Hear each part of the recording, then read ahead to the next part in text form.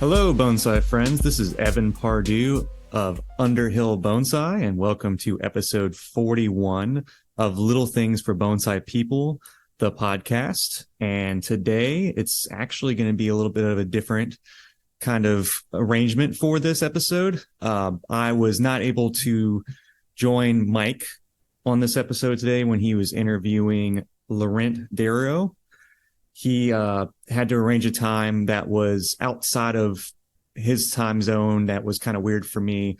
So Mike had to catch up with Laurent in a unique scheduling situation. So, but we'll be playing that audio track basically right after this intro for you guys to listen to. It's a really good interview. You guys get to know Laurent and his unique style that he calls Burton style. But before we get into that part of the episode, I'd like to thank our patrons that sponsor our show. This show is sponsored by our amazing patron list of our Bonsai Best Buds. You can go over to patreon.com/little things for bonsai people, and you can become a $5 patron. That's the supporting level of the show that you can get your name basically put into this list, and you'll hear your name every single episode in the beginning of each one.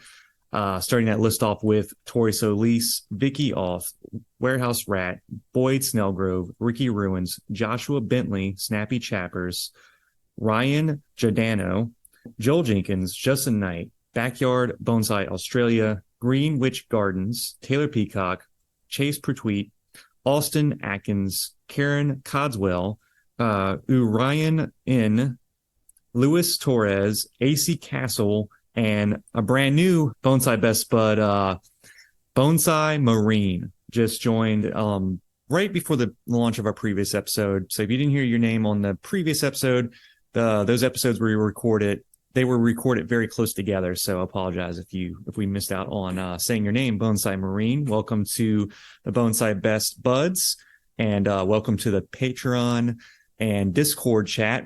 For you guys who don't know, if you become a patron with our show, you get to join our Discord chat with the other best buds, and you get to share your bonsai projects, your progress photos. We take questions and critiques from the Discord, and we get to have some fun. We get to share other things other than just bonsai there. We talk about, our pets, our side hobbies that we like, music that we like to listen to, while we work on our bonsai, and everything that is bonsai adjacent.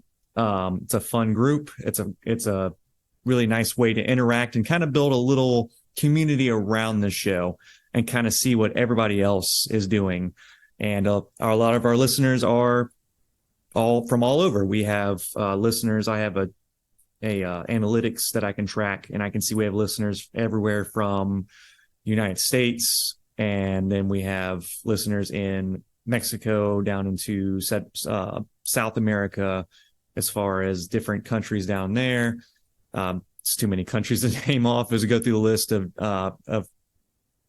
people listening, as well as in Europe, UK, even Africa, Asia, and Australia. We've got a lot of listeners from Australia. I see that. Good handful of our Bonsai Best Buds are Australian.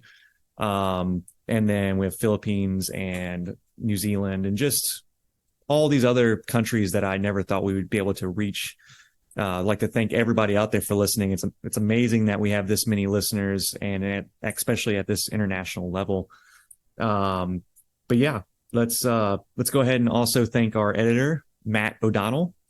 Matt is a music producer and bass player based out of Nashville, Tennessee. He's been working in music for quite some time, and he's very good at what he does. He makes our show sound amazing. He makes us sound smart. He cleans everything up, makes everything nice and tight, so that you guys can get weekly episodes from the little bonsai crew of Little Things for Bonsai People. And you can go over to his website, MattOdonnell.com, MattOdonnell.com. He has a contact form there if you want to work on your own project with him, as far as your own podcast show. He said he's open to just about any subject matter when it comes to podcasting. He he's also talked to me about doing his own project in the near future, which is some exciting stuff. We'll be talking about Matt with that in the future. And then also, if you're a musician and you're looking for some audio engineering, he's your guy. So go check out Matt O'Donnell. He also has an Instagram under the same name. So go check it out. And without further ado, let's get over to Mike and Laurent's interview.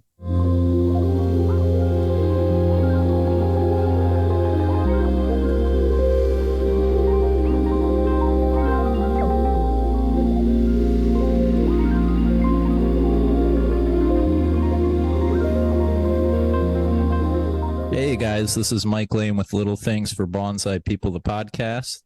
I believe this is episode 41, and I'm here today by myself, but I'm joined with Laurent Darrieux from France, the originator of Kozumiku, or Cosmic Bonsai Style. He's going to be discussing that with us today. So how you doing today, Laurent? I'm very good. Awesome.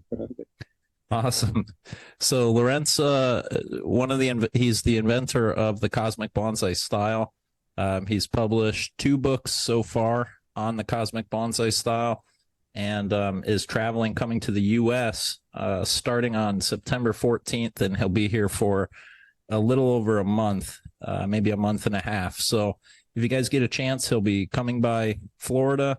He'll also be in New England. He'll be in Louisiana, and then he'll finally be in LA, California. So if you're in one of those areas, just go ahead and reach out to either me, Evan, the podcast. Just reach out to one of us, and we'll go ahead and steer you in the right direction. So, Laurent, a couple of things I guess that we'll start on is I read your book, and I know you kind of are mostly self-taught.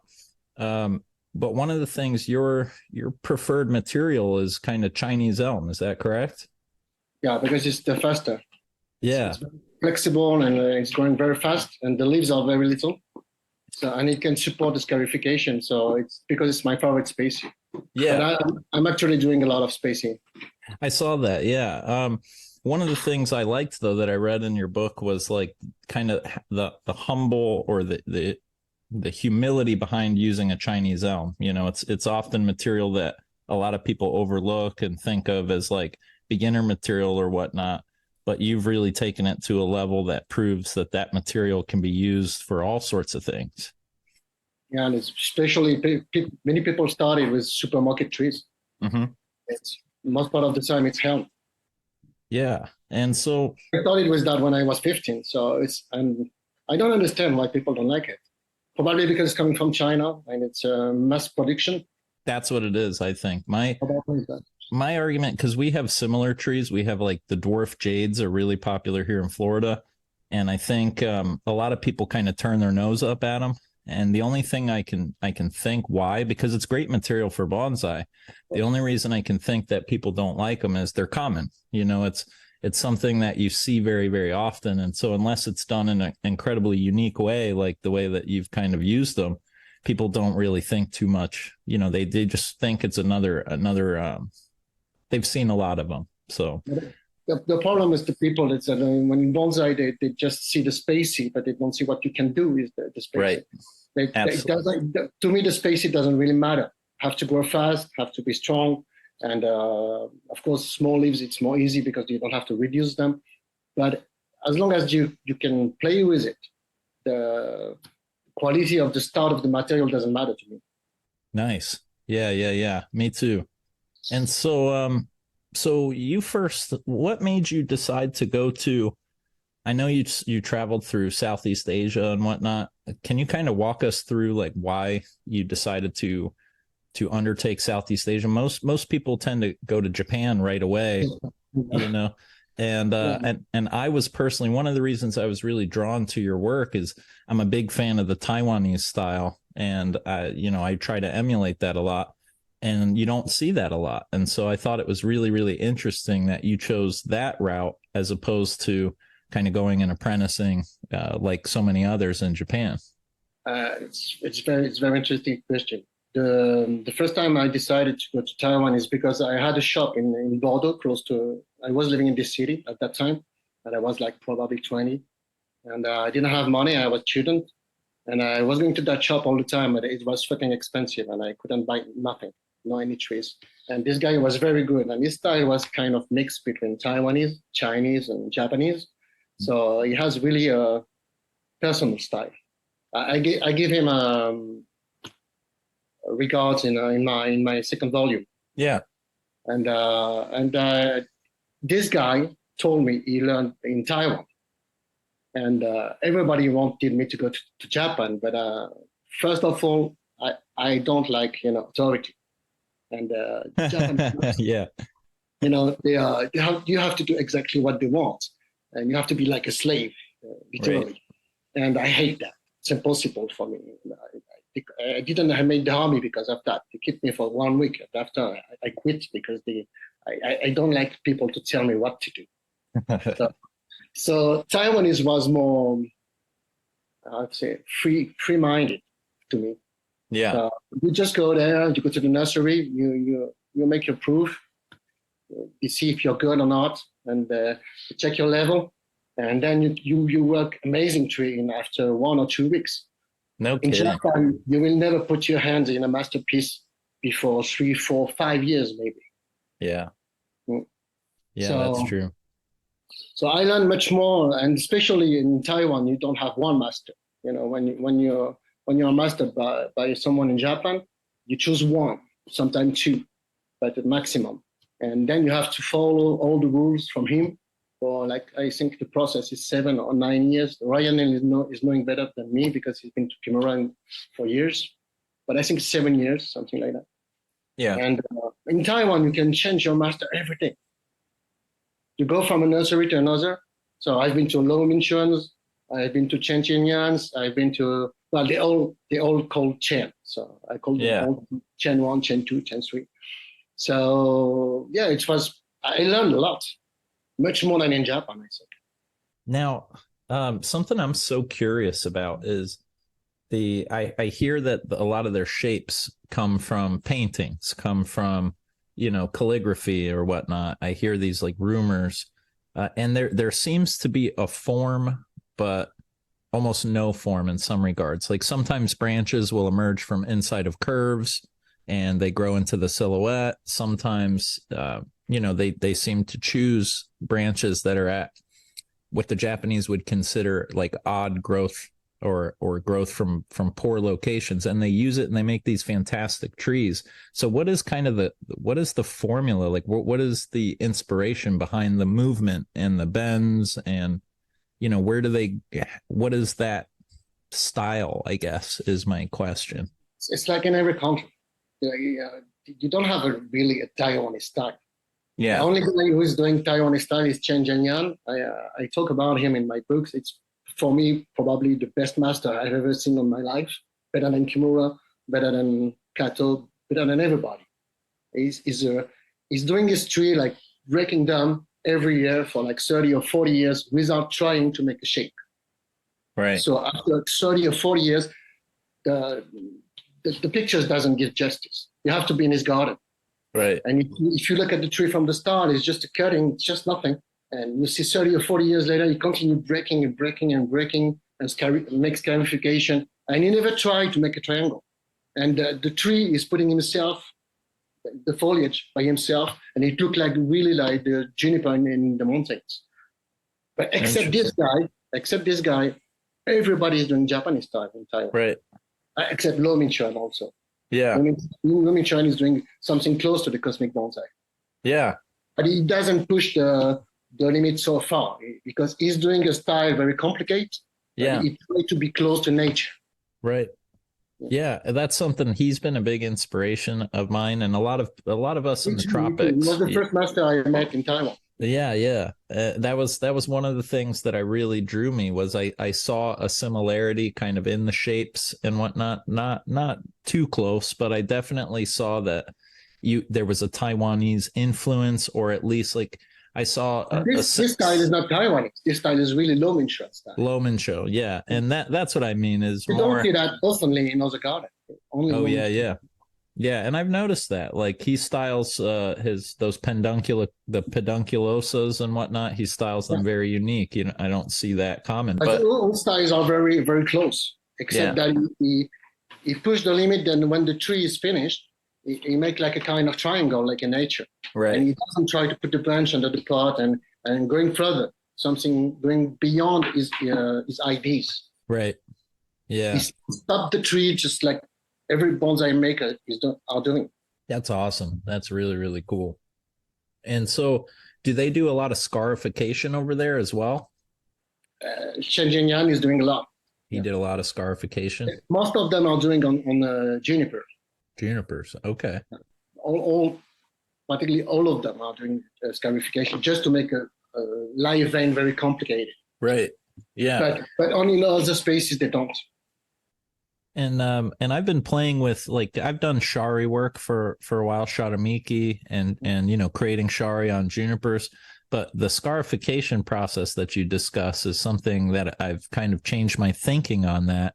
And I've been doing more opening windows, like little eyelets, and then letting the live vein kind of guide itself, and then making my next decision based off of that.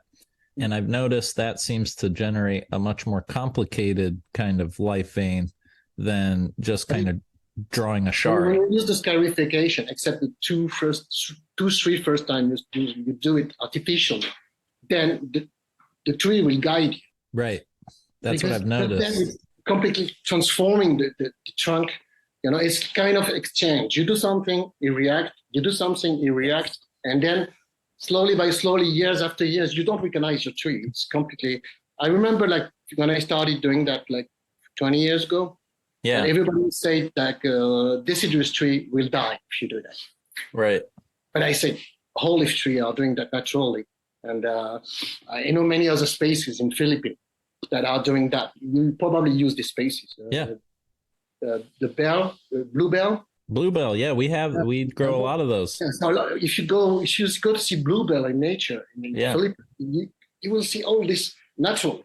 But I just do it artificially because I want my tree to look like growing in another planet. Right. So many people tell me, "Oh, I see the hand of the man." I see that's the goal. Right, that's the goal. That's what I try to tell them too. The goal is to see the man work, but try to imagine this tree can grow this way on another planet. Oh, interesting. Yeah, I like that a lot.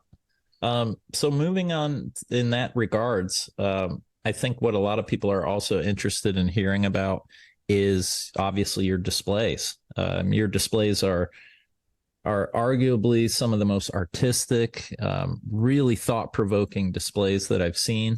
I love the care. In Europe, most of them are forbidden. And that makes them, to me, that makes them all the more alluring. If you tell me I can't have something or do something, then that makes me want to have it and do it.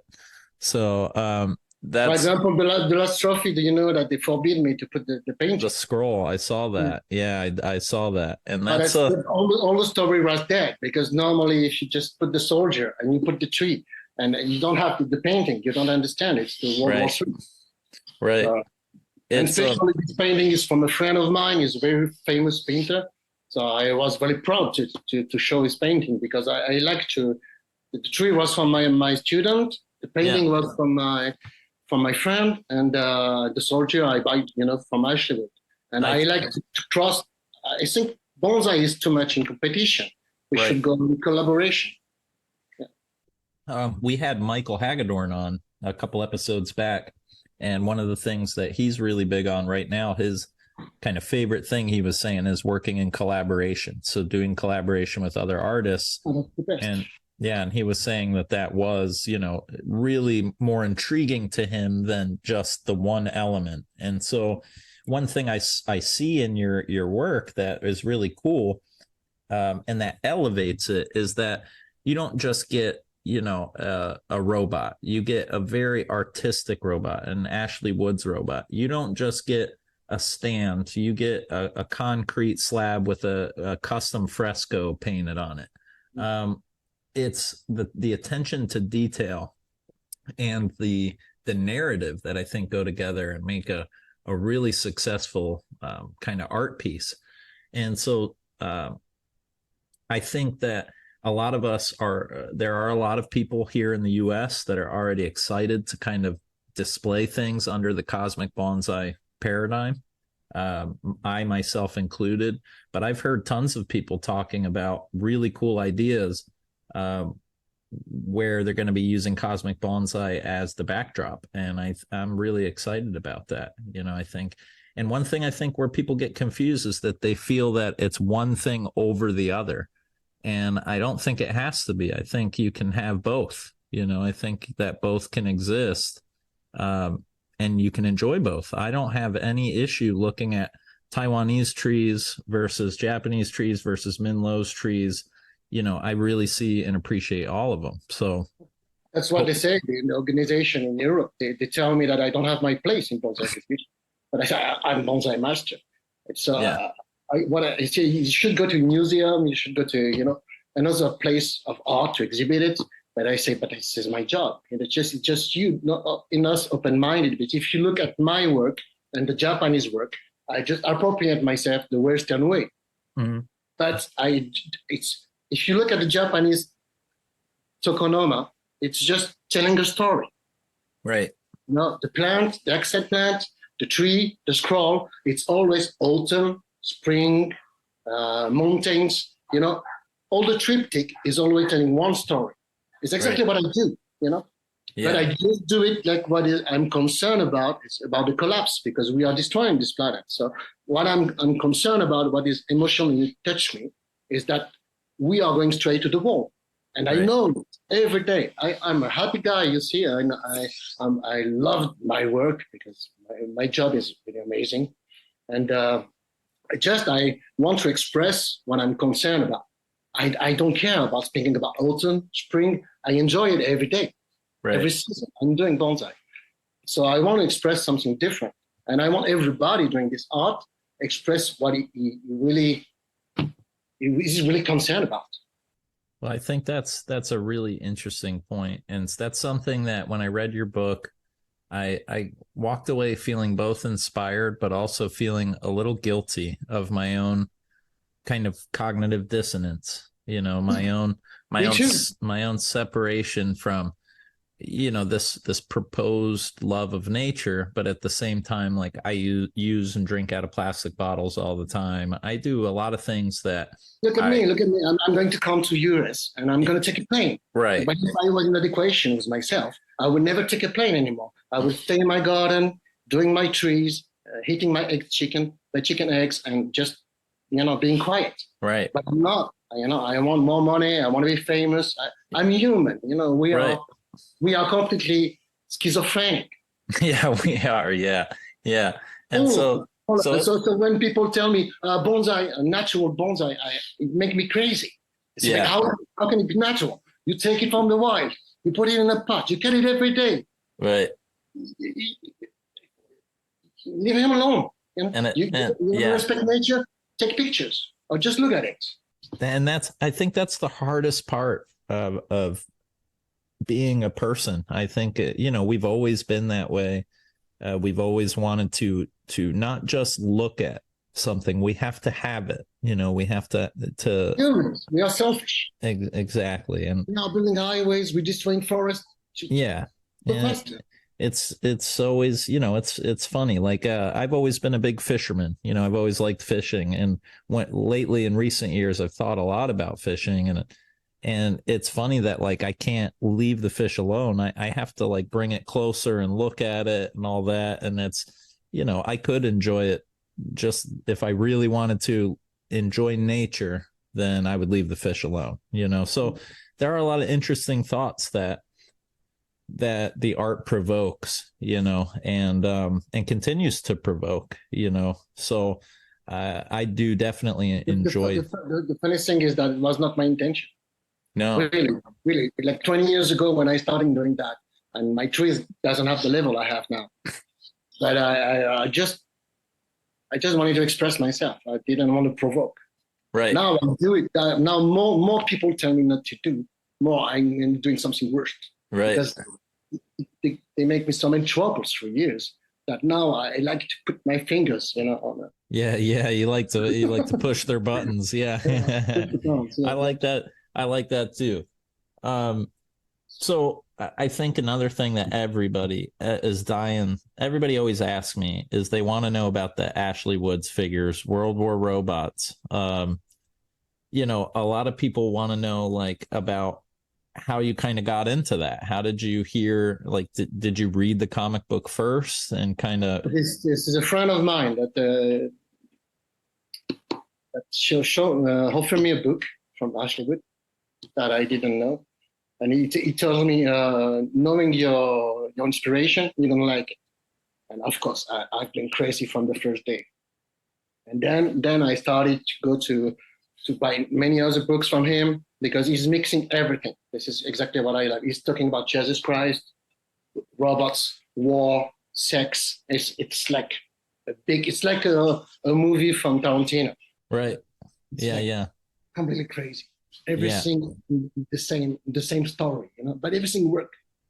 It's completely crazy, but it worked. That's cool. And finally, then I saw that he was selling some figures, and then I said, yeah, that's perfect for my creation. So your creation came first. You basically kind of started doing the idea for Cosmic Bonsai first, and then you saw the robots after and kind of fell in love with that world after. Is that correct? No, technically, at first I bought the robots because I love them. Just yeah. collectors, you know, just like I was crazy having it in my shelves. Yeah. Yep.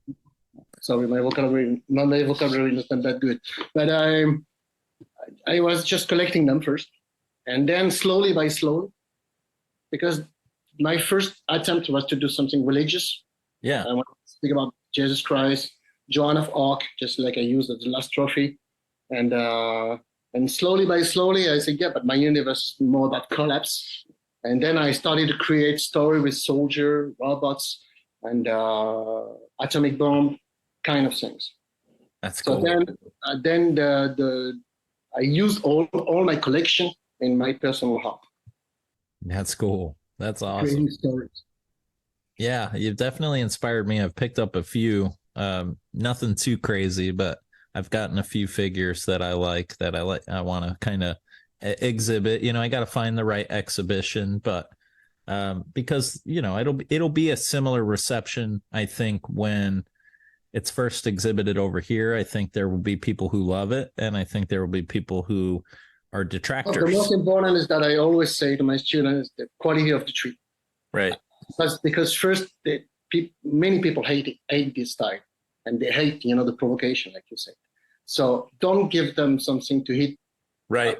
About showing a shit tree, you know, not ready. Right. When you do creation, you have to make a perfect support, perfect painting, and a perfect tree. Yeah, I like that. I like figurine, that a lot. Figurine is just like, it's already perfect, you know. So everything you do, you know, around the figurine have to be as perfect as the figurine. Right. That's a good point. That's a very good point. And the story, of course. The most important is the story. And I've noticed, like, your trees, your really, really famous trees, they took years and years and years to make. They weren't quick creations. And so that's something that I have a hard time expressing to students is I teach a lot of clip and grow, you know, running things out, cutting them back, similar to, you know, building proportions, stuff like that.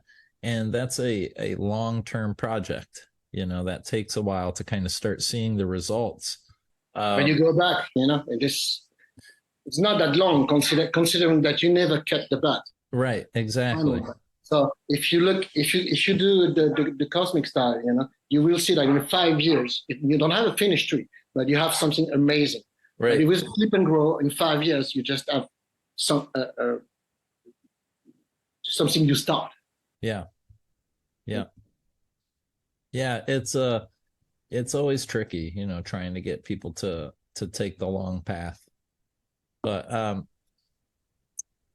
yeah, so the next thing I guess I guess we'll close out talking about like your personal inspirations. Like one of my favorite parts of your book, both the books, is getting to the end of the book and reading about all the things that kind of inspired you. And what I found is I've gone down the rabbit hole and found a lot of new artists that I've always meant to check out or maybe had heard of, but never gave the time of day. So I started reading Mobius. You turned me on to Invincible. I read Invincible.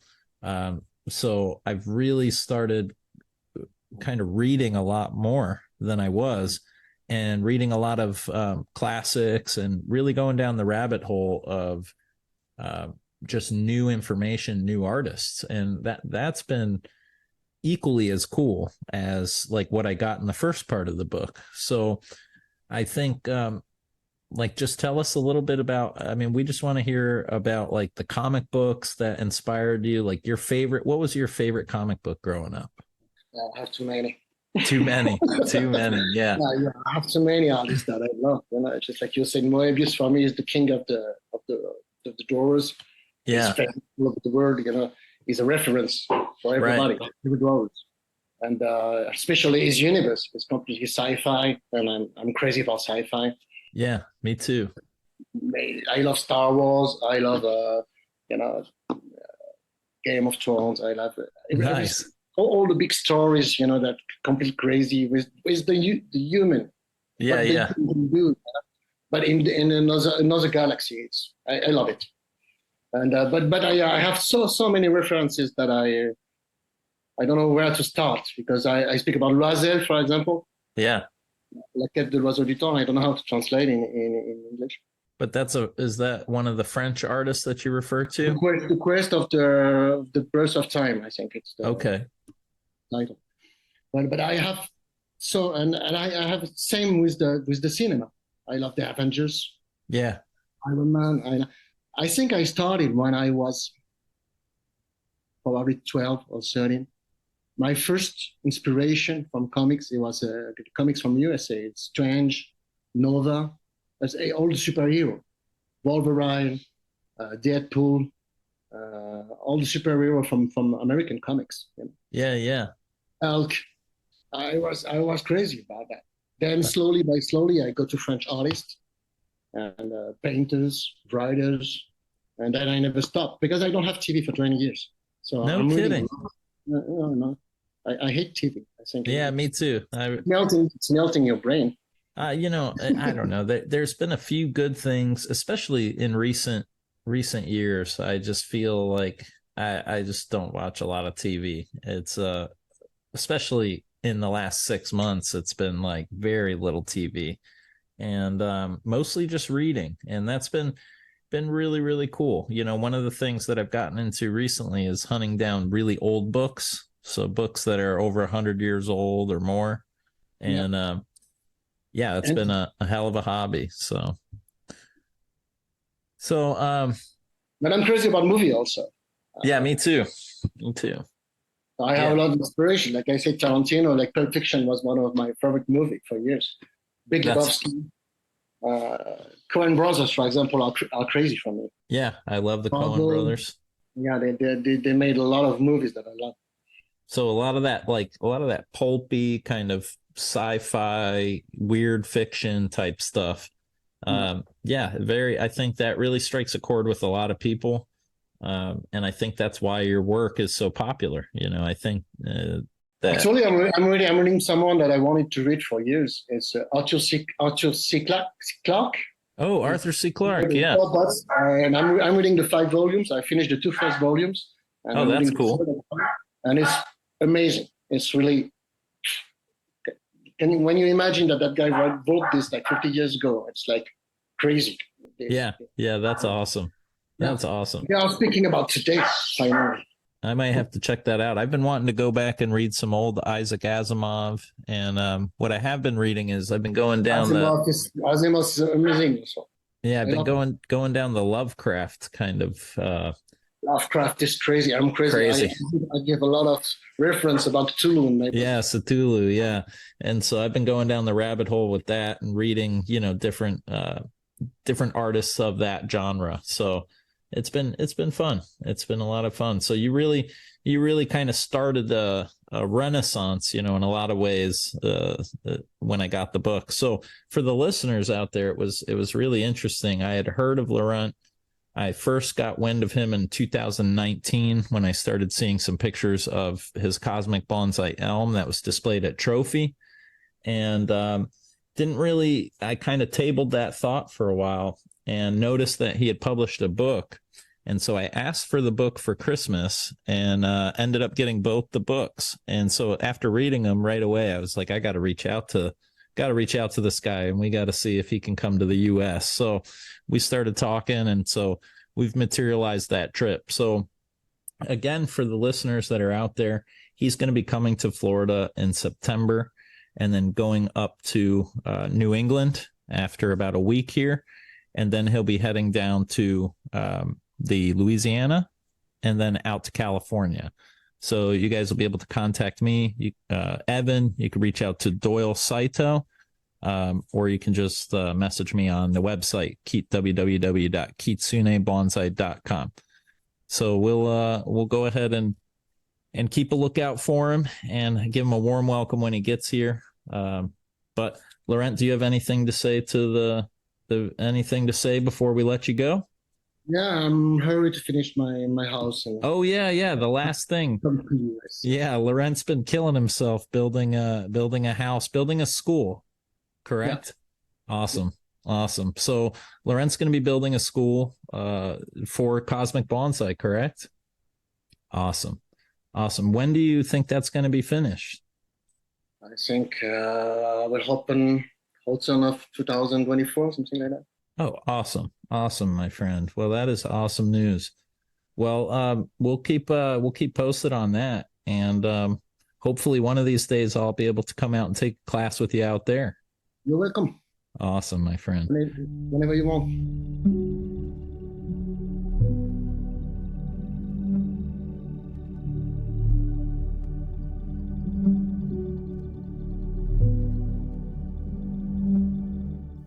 Thank you guys for listening. And just as you guys can tell, Mike and Laurent had a lot to say, a lot of awesome things to bring up about the world of bonsai, and especially in France.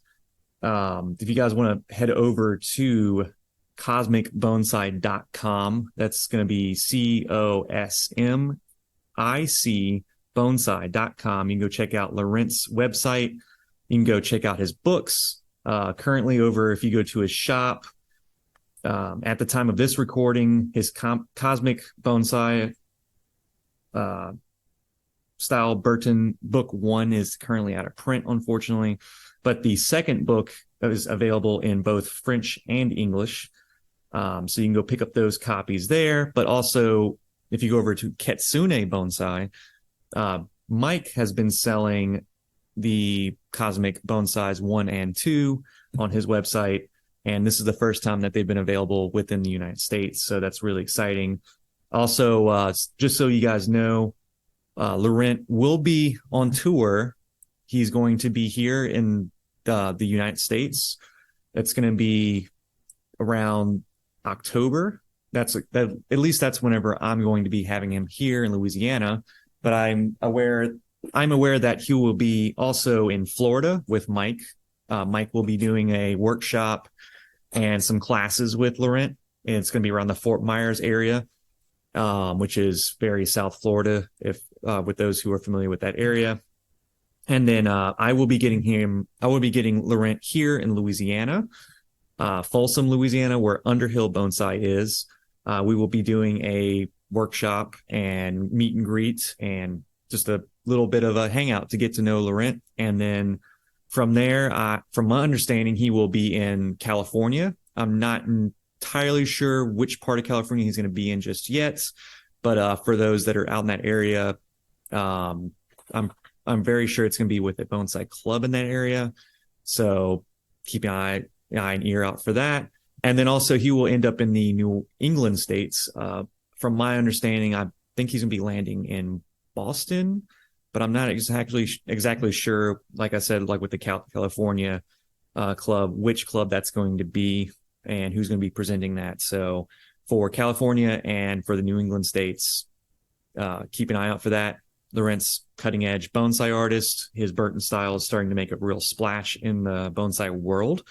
So I would definitely look into that if you guys want to get ahead and just get into this new unique style of what Laurent's saying, basically like bonsai from another planet. It's just some really awesome stuff. Very unexpected material for what he's creating with this style. So as far as I know, what we're going to be using for the workshop and class over here in Louisiana, we're going to be using Chinese elms, which is something that he uses a lot as well over in France. So that's really good material, very flexible, very strong. So I would say grow yourself out some really long, whippy elm trees and twist them up real tight. And, you can do some tropicals too as well. And then pick up a copy of his book, Cosmic Bonsai. And if you're lucky enough for him to be in the area where we're hosting these workshops, maybe you can catch a chance to meet him and then do a workshop and really get the finer ins and outs of how his style works. I think it's really cool. It's really interesting. I think it's going to be something that will only get better and progress with time. So I'll be doing the bonsai word of the week. I know it's it's a little weird without having Mike or Carmen here to talk about the bonsai word of the week, but we're going to go ahead and start it off here with bonsai word of the week is atama or atama. I'm assuming that's going to be the pronunciation. Usually with Japanese, translate it from the kanji or the formal Japanese over to English. For me to have the translation, they just give literal pronunciations of the words. So this looks like it's atama. I chose this one because I really liked the meaning of this bonsai terminology, this Japanese bonsai word. It actually means the crown or the head of a tree. And the reason why I like that a lot is because I don't think a lot of people make considerations for the crown or for the head of their bonsai when they are conceptualizing design or thinking about the finished product whenever it comes to the line of the tree. Because one of the most important things about bonsai design is the line of the tree. And you've probably heard me say this a couple of times in other episodes, but when you're setting the stage for the tree's movement and gesture and emotion, or maybe what the tree is supposed to be projecting, kind of, I think it's kind of the word I'm looking for, but it's the image that the tree is trying to paint in the viewer's eye as a backdrop.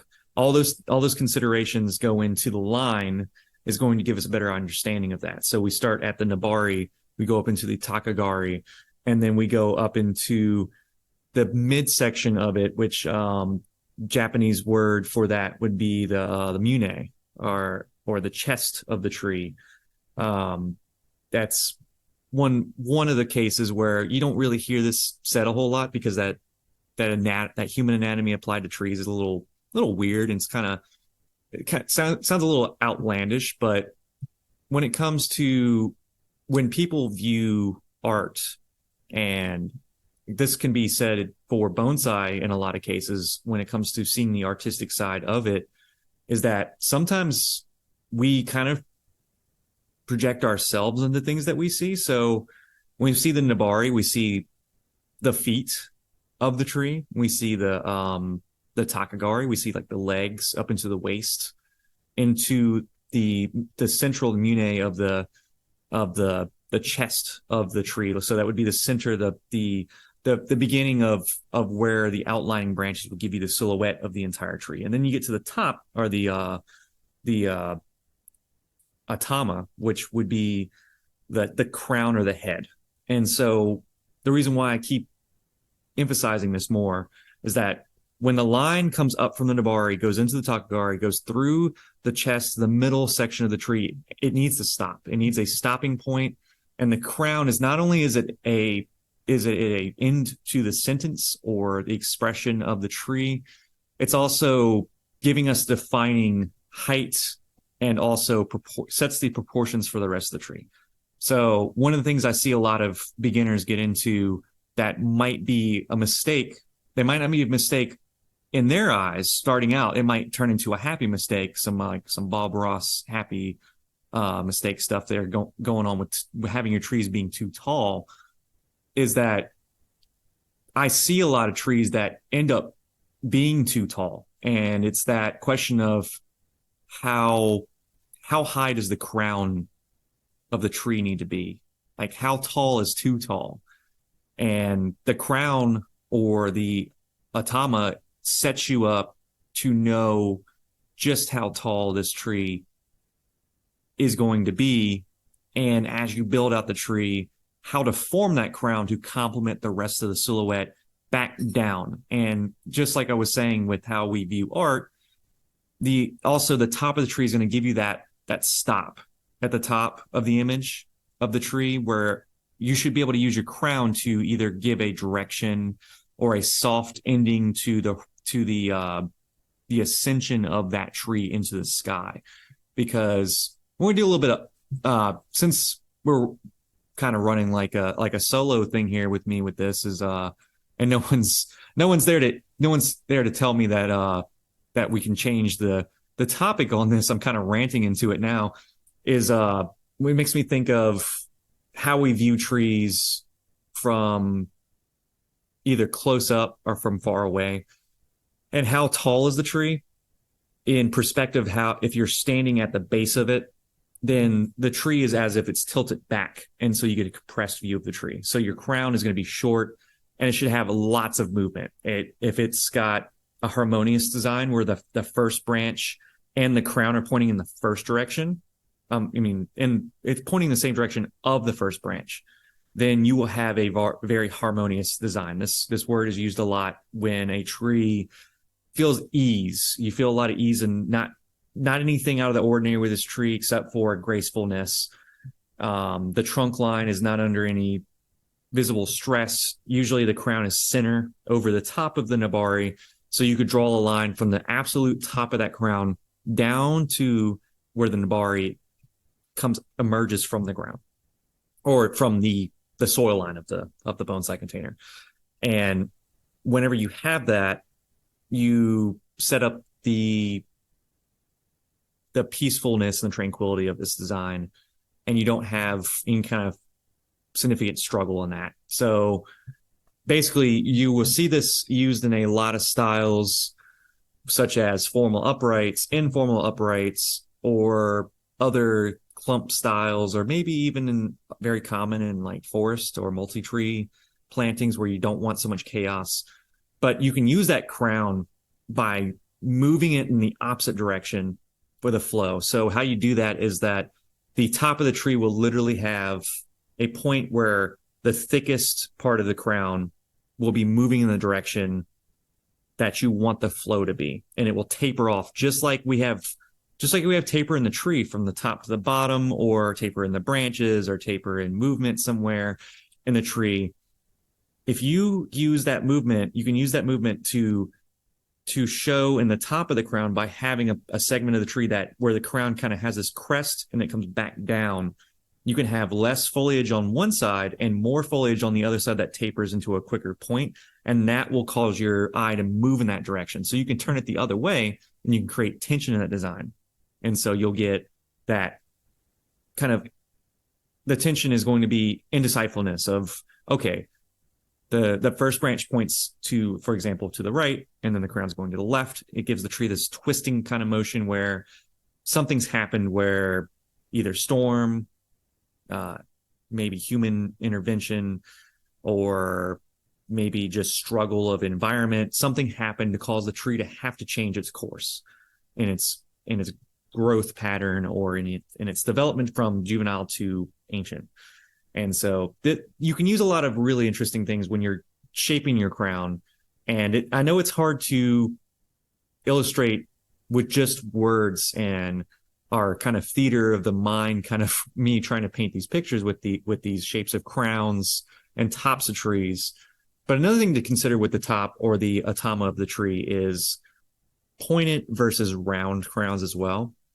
Just wanted to throw this in there because I thought it was very interesting. It was something that I learned very early on in bonsai because I was looking at a lot of books where they were printed in the 60s, 70s, and 80s. And these books were easy to get because books like this were like readily available at libraries, or you'll find them in the free bins of like, we have like secondhand stores around here called Second and Charles. I'm sure there's other store locations in other places. For those who are not familiar with it, for our international listeners, Second and Charles is kind of it's just like a secondhand big box store kind of combination thing. It's weird, but they have free bins outside of them. And sometimes you'll see giveaway things like where people will just have books and stuff. So these books are easy to find.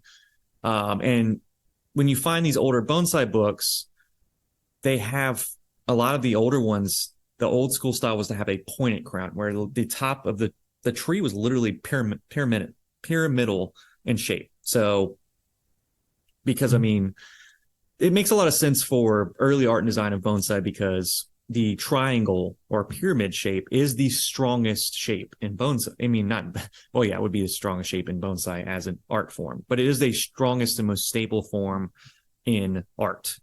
And one of the most straightforward ways to say it is going to be like, look at the Mona Lisa. Now look at the classic portraiture of staging of the Mona Lisa is she's sitting very upright. So her flow is very static, very stable. She's not in motion. She's not moving, and her elbows are out, her arms are crossed, and you get this really strong triangle. So you get this harmonious design from her because her gaze is slightly kind of away from you, but also her eyes are kind of darted over towards you, kind of giving you this kind of, it feels like almost like an interview type kind of stance. Like you see her and you're just kind of talking to her, kind of like it's like kind of a casual feel.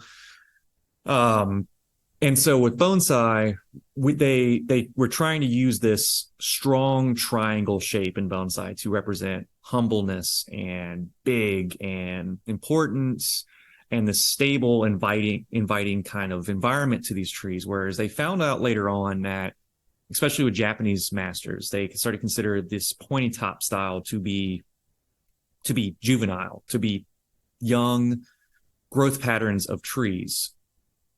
And this came into just being like stylistic of what was popular back in the heyday. Like I would say the golden age of bonsai especially for the United States, at least it is. And I know I've talked to someone not too long ago about how there was different. Oh yeah. There was that episode not too long ago that I talked to Nick Rosman. We're talking about early bonsai in Sylvania, and how there was just like in the 60s and 70s for a while, there was just books. And so that's how people were just doing that as we go pick up these books from the library. I thought it was really awesome to find out that his bonsai journey was pretty similar in that way. And so, yeah, you see that transition from the pointy to the round. And so what's the round crown? Why am I kind of going into this so much? Is that when you have a rounder crown, that's the growth habit of older trees, and it makes the tree appear to be more ancient, is what the thought is. And so if you're pointy, like an alpine pointed Christmas tree kind of shape, that has a tendency to just have just that look. Is this pointy pine tree style, or a juvenile tree? Juvenile trees shoot up really fast. They grow very strong on the top, and they have a tendency just to be very, very that's the word I'm looking for, is symmetrical. It just came to mind while I was kind of going into that with that top, is just older trees tend to be more asymmetrical, and so they're rounder and there is more movement, and you can make movement easier with round crowns on bonsai. Round tops, or another word, apex is another commonly used word for it, but atama is really cool. I like this word. Try to use it next time you're with your bonsai friends at a club, or, just kind of looking at your trees to kind of give yourself this terminology and this glossary to digest and work with your trees, or visualize your trees, or whatever you need to do. But yeah, and big recommendation and big advice, like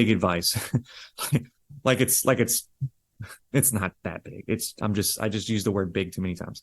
But my advice to beginners is, when you're developing your trees, if your tree keeps going and you like, let's say you're growing at the top and you need to kind of find out, like, where do I go from here? Like, do I keep growing the top out and then the tree just gets taller, and then one day I just kind of cut the branch at the top and then just make a little crown on it? Like, how's this work? My recommendation and my advice is, grow out your tree, and whenever you have that taper stops and any kind of movement might stop, cut all of it off cut all the way down where your taper stops and you go straight. Cut it if you can. Now, if you're working with like a conifer, like an evergreen plant, make sure, if you're working with Japanese black pine or juniper, can't really just cut the top out of a tree like that and expect it to go over well. You might want to graft or have buds down towards the base of that, so that you can grow out the crown and then chop off your sacrifice later. But for deciduous trees and some shrubbing plants and stuff, you can actually cut that off and get your crown compressed and start working on the finished height of your bonsai. And honestly, when I started out, a lot of my trees were double the height of what they should have been. So, interesting little fun fact there. I've cut just about every single tree in my personal collection when I started.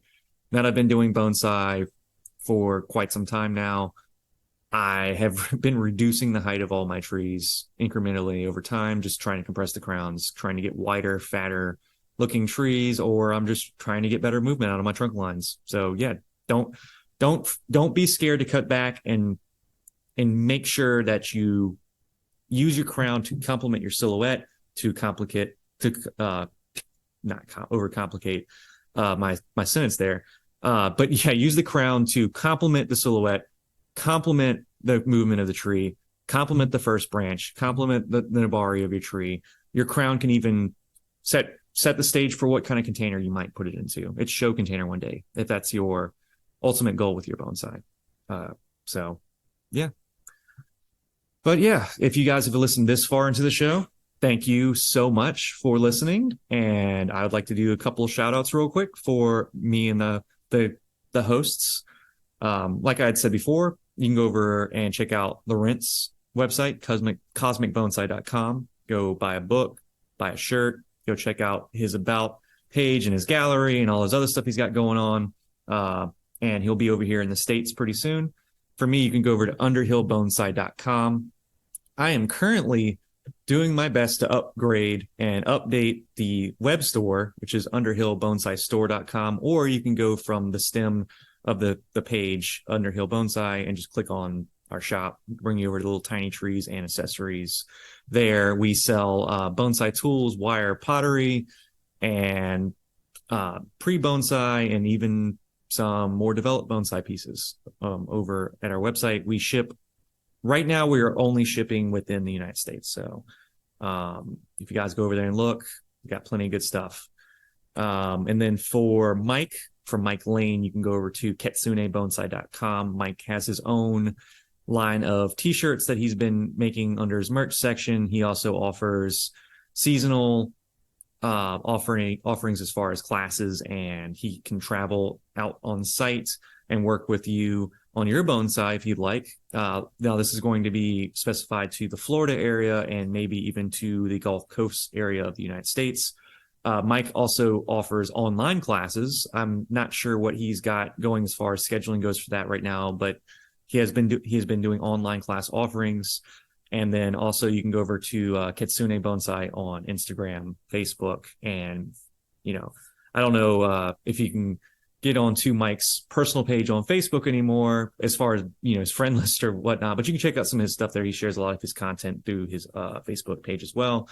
For Carmen Leskoviansky, you can go over to the Purple Pot Society.org, become a member over there. It's only, I think it was $35 a year. It's just so much good stuff going on over there. They have offerings for learning with other women bonsai artists, or just getting more information on just awesome professionals within the bonsai community that are both doing, you know, workshops, showing trees, traveling around, teaching, and just being part of the bonsai just background and lore of our community.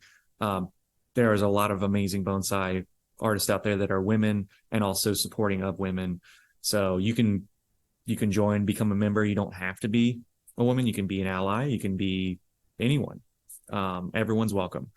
And also, Carmen has Becoming Bonsai on Instagram. This is her personal page where you can see her work. She is currently apprenticing with Michael Hagedorn over at Curtigas Bonsai in Portland, Oregon, and you can see her work there with his trees and his collection and her training and what she's learning. She's been there I think she's been over there for almost 3 years. And I've been up and I've visited the garden there. I hung out with Carmen. That's how we basically met, got along, became friends, and kind of brewed up this show for you guys. But yeah, awesome stuff over there. Go check out Curtigas Bonsai. .com, or not Curtigas Bonsai, but Curtigas.com. That's Hawthorne. It's the family name of Hawthorne. Just type that in .com. You go check out Michael Hagedorn's portfolio and stuff. We've interviewed him in the past on a previous episode. Really chill guy, awesome bonsai artist, and he's cutting edge. I would say very similar as to how Laurent is. So, but yeah, thank you guys for listening. Thanks for hanging out. And we will catch you guys on the next one.